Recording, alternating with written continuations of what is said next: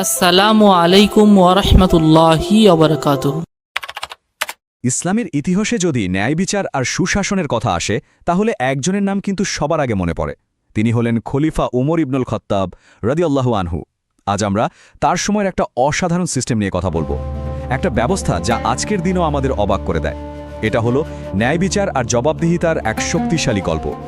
চলুন একদম সহজ একটা প্রশ্ন দিয়ে শুরু করা যাক। আচ্ছা, যখন কেউ অনেক ক্ষমতার মালিক হন, একজন শাসক হন, তখন তার সম্পদটা ঠিক কোথা থেকে আসে? এই প্রশ্নটা কিন্তু আজকের নয়, যুগ যুগ ধরে ক্ষমতা আর দুর্নীতির সম্পর্ক নিয়ে এই প্রশ্নটা ঘুরে ফিরে এসছে। তো এই যে ক্ষমতা আর দুর্নীতির যোগ সাজস, এটা কিন্তু বেশ পুরনো একটা ব্যাপার। ইতিহাস আমাদের বারবার দেখিয়েছে যে ক্ষমতা অনেক সময় একজন সৎ মানুষকেও বদলে দিতে পারে। আর ঠিক এই কঠিন চ্যালেঞ্জটাকেই খলিফা ওমর কিভাবে মোকাবেলা করেছিলেন সেটাই আমরা দেখব। খলিফা ওমর কিন্তু শুধু একজন শাসকই ছিলেন না, তিনি ছিলেন একজন সত্যিকারের দূরদর্শী নেতা। তিনি খুব ভালো করেই জানতেন যে ক্ষমতা একটা বিপজ্জনক জিনিস, এটা মানুষকে বদলে দিতে পারে। আর তাই তিনি তার প্রশাসনে স্বচ্ছতা আর ন্যায়বিচার আনার জন্য একটা দারুণ ব্যবস্থা তৈরি করেছিলেন। আর এই সমস্যার সমাধান হিসেবে তিনি যে পলিসিটা নিয়ে এসেছিলেন সেটা ছিল এক কথায় যুগান্তকারী।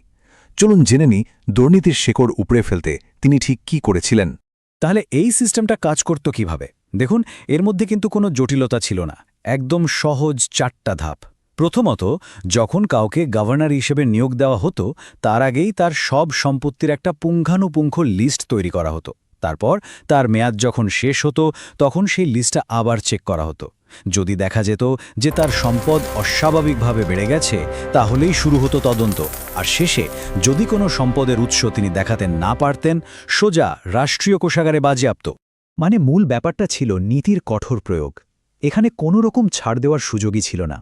একজন গভর্নর যদি তার বাড়তি সম্পদের কোনো বৈধ কারণ, যেমন ব্যবসা বা পারিবারিক সূত্রে পাওয়া সম্পত্তি, এটা প্রমাণ করতে না পারতেন, তাহলে সেই সম্পদটা সোজা চলে যেত জনগণের কোষাগারে, মানে বাইতুল মালে। এখন মনে প্রশ্ন আসতেই পারে যে আচ্ছা, এই সিস্টেমটা কি শুধু কাগজ কলমেই ছিল নাকি বাস্তবেও কাজ করত? চলুন কিছু সত্যিকারের উদাহরণ দেখি, যা শুনলে ব্যাপারটা আরও পরিষ্কার হয়ে যাবে। ইতিহাসের পাতায় এমন ঘটনার কিন্তু অভাব নেই। এমনও হয়েছে যে অনেক দূর থেকে গভর্নরদেরকে সোজা মদিনায় ডেকে পাঠানো হয়েছে শুধু এই প্রশ্নের উত্তর দেওয়ার জন্য যে আপনার সম্পদ এত বাড়ল কিভাবে। মানে বুঝতেই পারছেন, এটা শুধু একটা আইন ছিল না, এর প্রয়োগ ছিল খুবই কড়া। আর হ্যাঁ, এই কথাগুলো কিন্তু কোনো বানানো গল্প বা লোককথা নয়। তারিক তাবারি বা আল বিদায়া ওয়া নিহায়ার মতো বিখ্যাত আর নির্ভরযোগ্য ঐতিহাসিক বইগুলোতে এই সব ঘটনার বিস্তারিত প্রমাণ রয়েছে। মানে যা বলছি তার সবই কিন্তু ডকুমেন্টেড। কিন্তু এই যে এত কঠোর একটা নীতি, এর পেছনের চিন্তাটা কি ছিল? খলিফা ওমরের এই একটা কথাই সেই দর্শনটা পরিষ্কার করে দেয়। তিনি বলতেন, মানুষের দায়িত্ব নেওয়া মানে তাদের সম্পদ ভোগ করা নয়, বরং তাদের অধিকার রক্ষা করা। কি অসাধারণ একটা কথা, তাই না? নেতৃত্ব মানে সেবা, নিজের পকেট ভরা নয়। তো আমরা তো প্রায় ১৫০০ বছর আগের একটা সময়ের কথা বলছি। প্রশ্ন হলো, সেই সময়ের একটা নীতি আজকের দিনে কতটা প্রাসঙ্গিক? চলুন অতীত আর বর্তমানের মধ্যে একটা ব্রিজ তৈরি করার চেষ্টা করি। একবার ভেবে দেখুন তো, খলিফা উমরের সেই সিস্টেম আর আজকের দিনে আমরা যাকে বলি অ্যাসেট ডিক্লারেশন বা সম্পদ বিবরণী, এই দুটোর মধ্যে কি অদ্ভুত মিল। নাম আলাদা হতে পারে, কিন্তু মূল লক্ষ্যটা কিন্তু একই: সরকারের স্বচ্ছতা নিশ্চিত করা আর দুর্নীতিকে থামানো। এটা থেকে বোঝা যায় ন্যায়বিচারের কিছু বেসিক প্রিন্সিপল আসলে কখনো পূর্ণ হয় না। তাহলে এই পুরো আলোচনা থেকে আমরা আসলে কি শিখতে পারি? এই ঐতিহাসিক ঘটনা আমাদের জন্য কি বার্তা রেখে গেছে? আসুন মূল বিষয়গুলো আরেকবার এক ঝলকে দেখে নিই।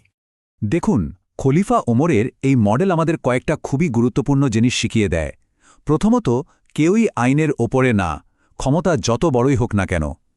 দ্বিতীয়ত, জবাবদিহি করতে হবে শুধু কর্মকর্তাকেই নয়, তার পরিবারের সদস্যদেরও। তৃতীয়ত, দুর্নীতির ব্যাপারে কোনোরকম নরম মনোভাব দেখানো মানেই সমাজকে ধ্বংসের দিকে ঠেলে দেওয়া। আর সবশেষে, স্বচ্ছতা ছাড়া একটা ন্যায়পরায়ণ রাষ্ট্র অসম্ভব। আর সবশেষে এই পুরো আলোচনাটা আমাদের একটা গভীর সত্যের সামনে দাঁড় করিয়ে দেয়। নেতৃত্বের আসল পরিচয় কিন্তু ক্ষমতা দেখানোতে নয়, এর আসল পরিচয় হল জবাবদিহিতায়, নিজের কাজের জন্য জনগণের কাছে দায়বদ্ধ থাকা। এটাই ছিল খলিফা উমরের শাসনের মূল ভিত্তি, আর এটাই হয়তো আজকের দিনের জন্য সবচেয়ে বড় শিক্ষা।